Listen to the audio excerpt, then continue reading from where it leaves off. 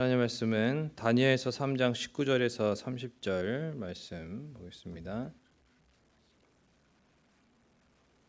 구약성경 1235페이지 다니엘서 3장 19절에서 30절까지입니다.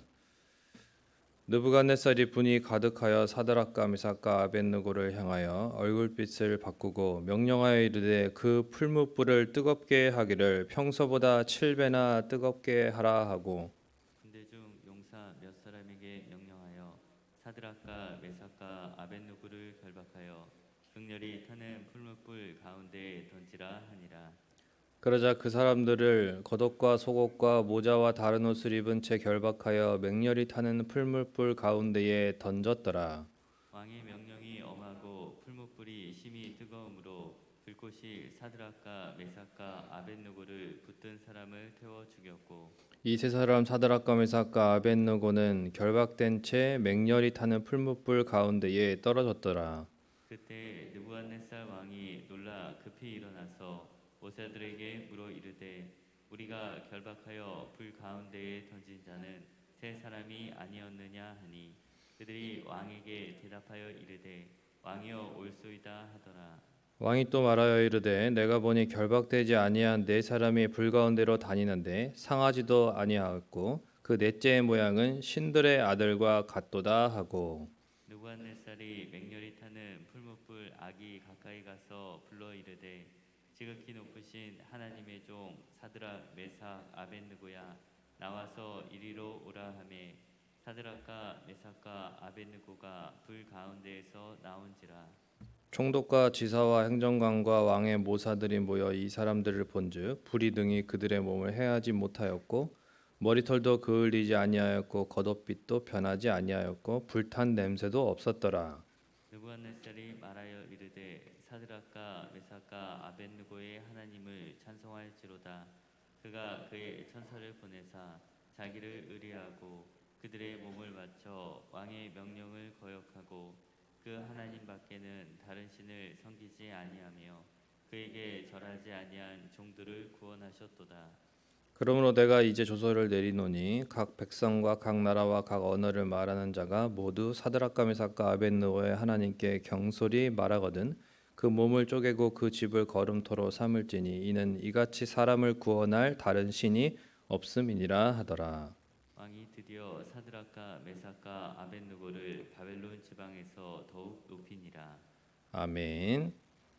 예전에 이제 사극을 보면 그 충신인데 간신들의 음모로 왕의 총애를 잃어요. 그래서 오히려 이제 역적의 누명을 쓰고는 유배를 당하게 됩니다. 그러다가 결국은 이제 사약을 먹고 이제 죽게 될 운명에 처해지는 그런 장면이 나올 때가 있습니다. 그런데 이제 그 사약을 먹으려는 순간에 멀리서 말을 타고 또 다른 한 군사가 막 오면서 멈추시오 이렇게 하는 거죠. 그래서 이제 그 이후에는 그 사람이 이제 누명이 벗겨지는 거고 그리고 오히려 이제 사실이 밝혀지면서 간신들의 그 음모가 밝혀지게 되면서 이제 그들이 사약을 반대로 받게 되고 충신은 이제 관직에 복직하게 되는 그런 어떤 훈훈한 마무리를 보게 되기도 합니다. 충신이 사약을 받지 않게 되어야 훈훈한 마무리가 되는 것처럼 사드락과 메삭과 아벳느고 이 신실한 믿음의 세 사람도 애초에 풀무불이 꺼지도록 그래서 못 들어가도록 해주셨더라면 아니 오히려 이제 풀무불에서 불이 나와서 하나님을 거역한 옛날에 그 고라 자손을 심판하셨던 것처럼 느부갓네살을 심판하셨더라면 그것도 느부갓네살의 또 마음을 돌이키시는 또 일이 있었더라면 그러니까 이런 여러 경우의 일이 차라리 그들이 불무불에 들어가기 전에 있었더라면 좋지 않았을까 하는 생각이 듭니다. 왜 하나님을 믿는 인생들이 이해되지 않는 고난을 계속 겪으며 살아가야 하는 것일까요? 어떤 목사님이 신학교를 다니다가 이제 군대를 갔는데 이등병일 때 이제 부대에 굉장히 그 악질 기독교 안티 고참을 만났답니다.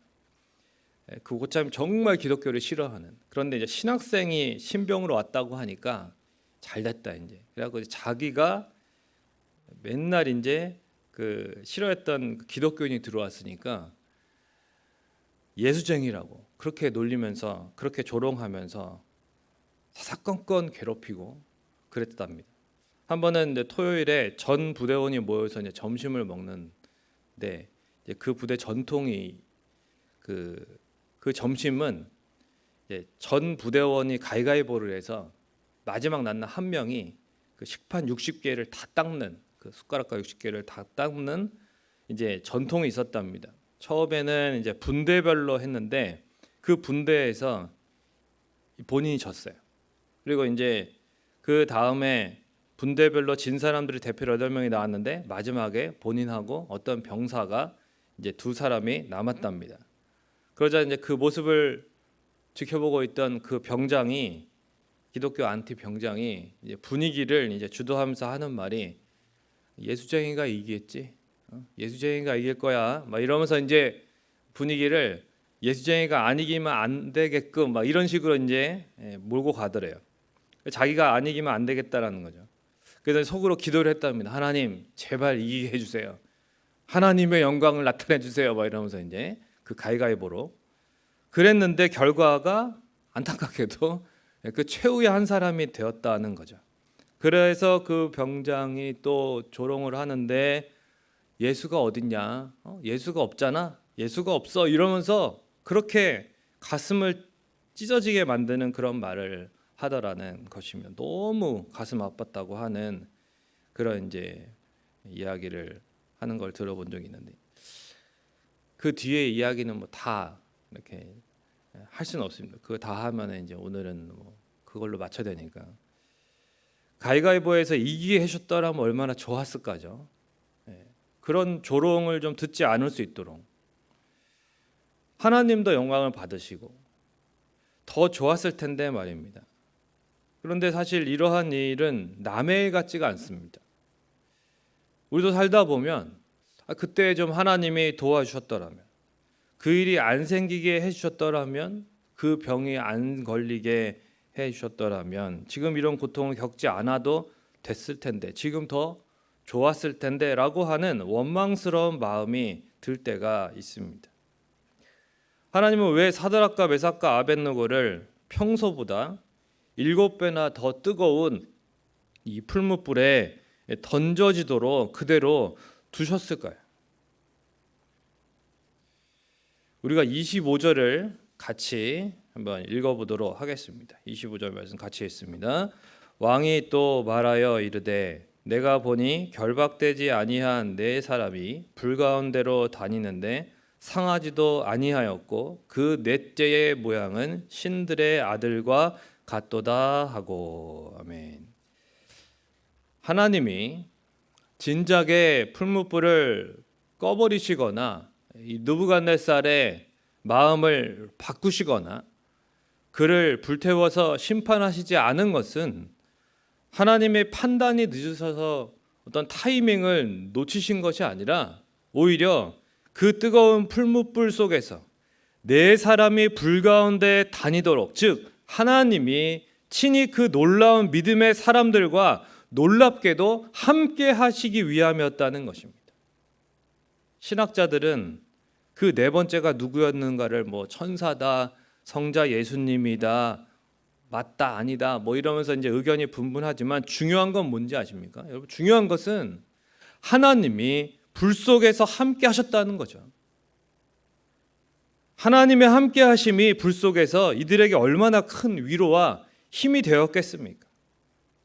하나님이 함께 하시면 되는 거 아닙니까? 그 놀라운 일을 그 불 속에서 그들이 경험했다는 거예요. 그래서 오늘 본문에도 머리털 하나 상하지 않는, 그을린 냄새 하나 나지 않는, 오히려 그 묶였던 포박되었던 그 얽매였던 그 줄은 다 탔는데 그리고 그들을 이 세 명을 던져버리는 그 사람은 오히려 타 죽었는데 이 세 명은 이런 놀라운 일을 경험하게 됩니다. 우리는 그 결과만 가지고 사실은 그럼 우리에게도 어떤 이렇게 불타지 않는, 이렇게 하나 상하지 않는, 그러나 많은 순교자들이 실제로 카톨릭 시대에 많이 또 지금도 그렇게 때로는 화형을 당하기도 합니다. 우리는 그런 어떤 결과적인 우리가 원하는 바램만을 가지고 볼 것은 아닙니다. 중요한 것은 하나님께서 함께 하신다는 것입니다. 하나님의 함께 하심이 그 불 가운데서도 이들에게 위로의 시작이고 능력의 시작이 된다는 것이죠.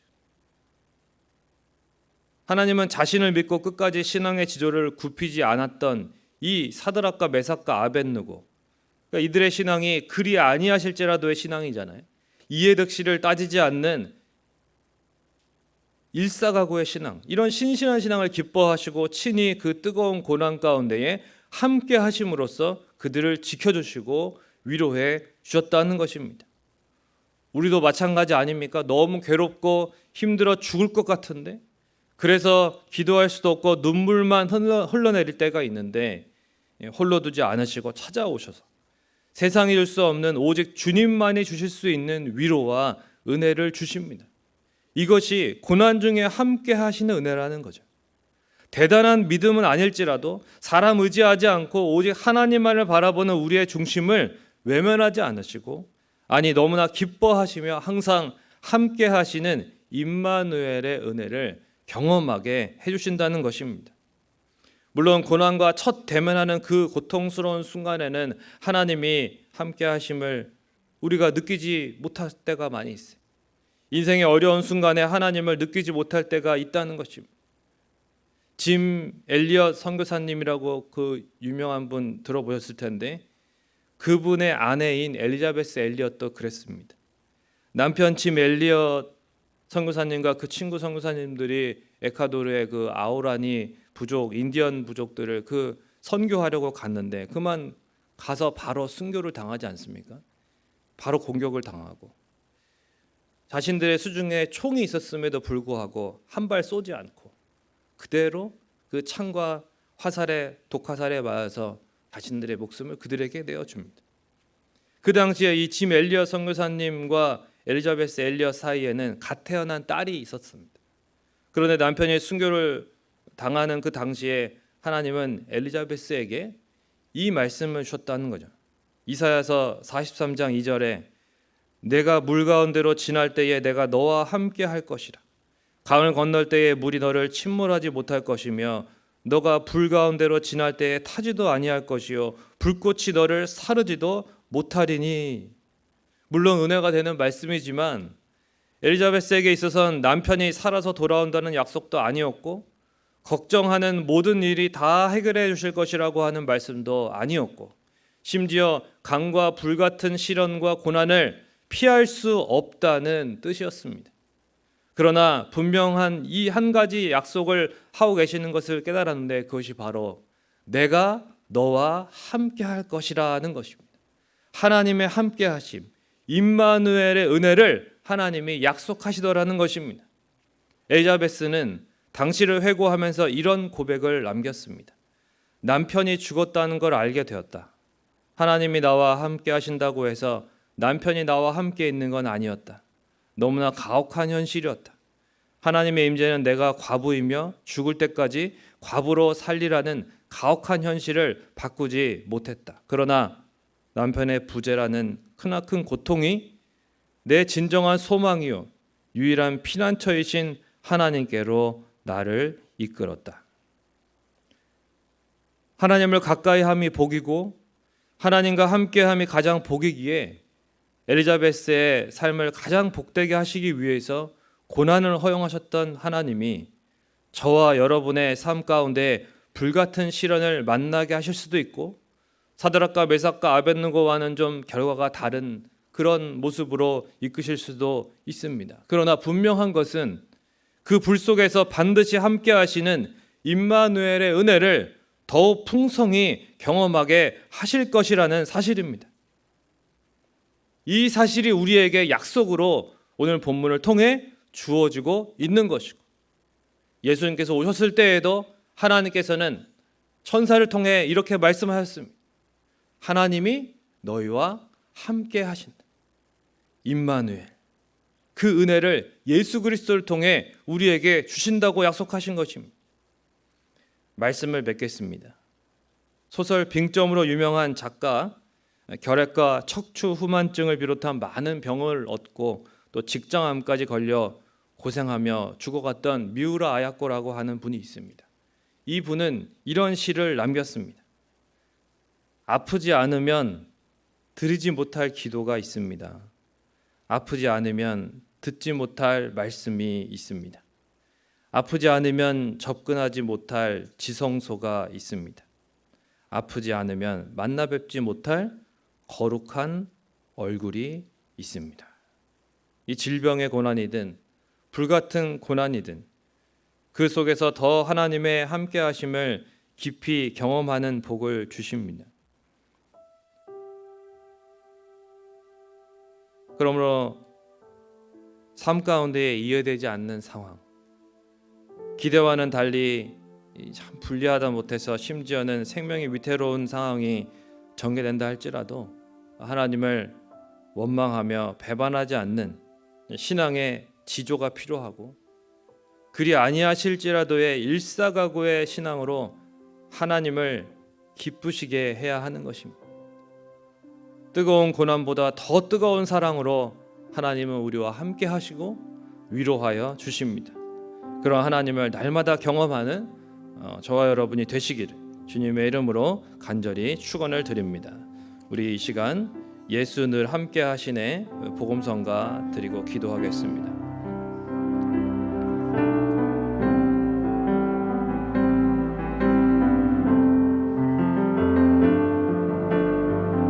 고단한 인생길, 고단한 인생길, 힘겨운 오늘도 예수 내 마음 아시네.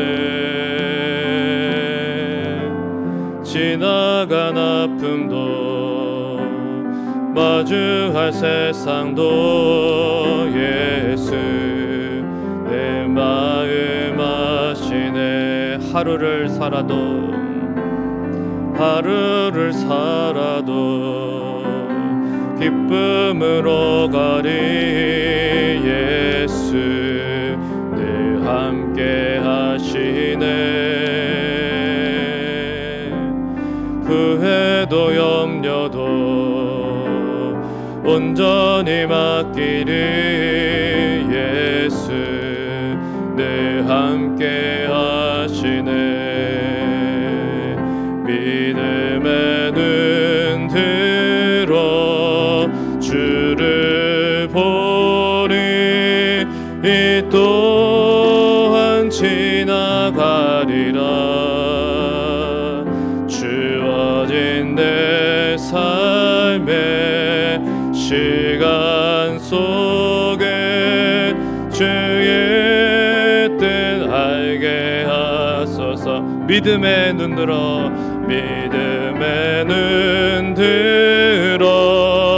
주를 보니 이 또한 지나가리라. 주어진 내 삶의 시간 속에 주의 뜻 알게. 우리 한 번 더 고백합니다. 믿음의 눈 들어 주를 보니 이 또한 지나가리라. 주어진 내 삶의 시간 속에 주의 뜻 알게 하소서. 우리에게 있어야 할 믿음을 사드락과 메삭과 아벳느고처럼 고백할 수 있어요. 이 불 속에서 건져내실 것이고 왕의 손에서도 건져내실 것입니다. 그러나 그렇게 하지 아니하실지라도, 그리 아니하실지라도 내가 바라는 대로 되지 않을지라도 내게 그 어떠한 손해와 불이익과 때로는 내 목숨까지도 주님께서 거두어 가실 수 있지만 그럼에도 나는 하나님을 온전히 끝까지 섬기겠습니다. 우상에게 절하지 않을 것이고 세상과 타협하지 않을 것이고 하나님 앞에 나의 신앙의 지조를 지키겠습니다. 이러한 믿음으로 하나님 앞에 다시 한번 결단하는 시간 되었으면 좋겠습니다.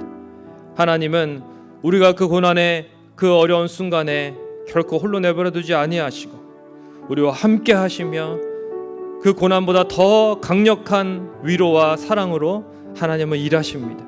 그 하나님을 신뢰하며 오늘도 하나님 앞에 날마다 믿음으로 나아가는 우리의 또한 삶이 될 수 있도록 또한 고난 중에 있는 우리 성도들 혹시라도 기억하시면서 그들을 위하여 기도해 주시고 질병으로 고통당하는 성도들을 위하여 하나님의 함께 하심의 위로가 그들을 회복시켜 주시고 새롭게 해달라고 또한 개인적인 기도의 마음 가지고 기도하시다가 또한 부재중에 계신 또 목사님에서 기도하시고 돌아가시겠습니다. 기도하겠습니다. 좋으신 아버지 하나님 아버지, 우리가 참으로 인생을 살아갈 때에 하나님 아버지 때로는 질병의 고난이든 불같은 고난이든 하나님은 그 속에서 더 하나님의 강력한 위로와 또한 사랑으로 우리를 함께하여 주십니다. 하나님, 그러한 하나님을 우리가 이 시간도 다시금 바라보게 하시고 하나님 아버지, 이 모든 것이 하나님의 주권 아래 있음을 우리가 믿으며 하나님 어떠하다 할지라도 내 생각과 내 바람대로 되지 않는다 할지라도 하나님을 내가 영원히 변치 아니하고 하나님 온전히 섬기기를 원합니다. 하나님, 나의 믿음을 지켜 주옵소서. 신앙의 정조를 지키며 하나님 일사각오의 신앙으로 살아갈 수 있도록 하나님 도와주옵소서. 하나님만을 신뢰합니다. 하나님만을 의지합니다. 하나님 믿음의 고백을 날마다 드리며 살아갈 수 있도록 인도하여 주옵소서. 하나님, 때로는 질병으로 고통당하는 성도들, 하나님 혹은 물질의 또한 어려움으로 하나님 여러 가지 이 세상에서 많은 고난으로 인하여 힘들어 지쳐 있는 성도들을 하나님 위로하여 주시고 하나님 그들에게 찾아가 주시고 하나님 아버지, 하나님 세상에 올 수 없는 진정한 위로와 기쁨으로 하나님의 함께 하심을 경험하며 그 안에서 회복될 수 있도록 하나님 그 안에서 구원받고 그 안에서 승리할 수 있도록 하나님 도와주시옵소서. 하나님, 이 새벽에 우리의 간구를 응답하여 주시옵소서. 주님 도와